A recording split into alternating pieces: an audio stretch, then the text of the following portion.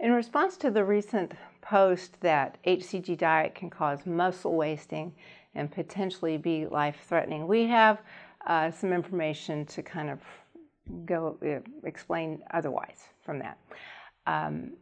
If done incorrectly, it could potentially cause muscle wasting, meaning they aren't actually using HCG drops or shots that are prescription strength. That's why we would not recommend ordering over-the-counter HCG drops or online, because then at that point you don't know for sure if it's prescription strength strong enough. And if you did take those drops and only ate 500 calories, you could experience hunger and muscle wasting. If done properly, meaning by a doctor that knows what they're doing, a prescription strength drop or shot, it should have just the opposite, and I'll explain that in just 1 minute.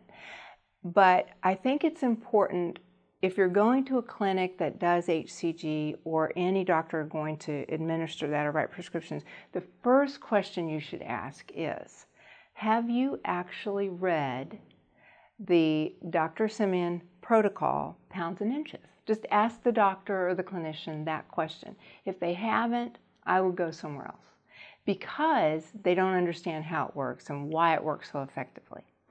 And that's what I'd like to explain briefly. In the protocol, he describes 3 types of fat. Fat that buffers the organs, which is very good and protective.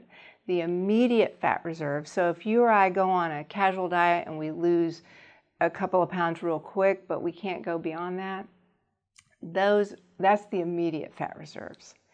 And then there's the stubborn fat stores that the body is just holding on for survival, and it won't let go. Despite you've got a trainer, you really are watching it won't let it go. So Dr. Simeon's hypothesis was, how come pregnant women in a famine state wouldn't die, or the baby wouldn't die at the same rate someone else in the same famine would perish like that? That's when they isolated what the HCG hormone did.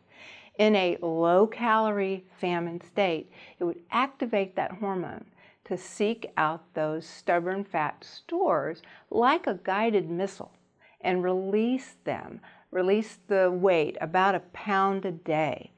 And what is so important for patients to understand is that each pound is about 3,500 calories. So when we go on the low-calorie diet, we're simulating a famine state to help activate the hormone to go do its job. And then when it drops about 1 pound a day or every other day, essentially you are subsisting on about 4,000 calories. That's why you want to know why and how this works, and you want to know that the doctor understands how and why this works.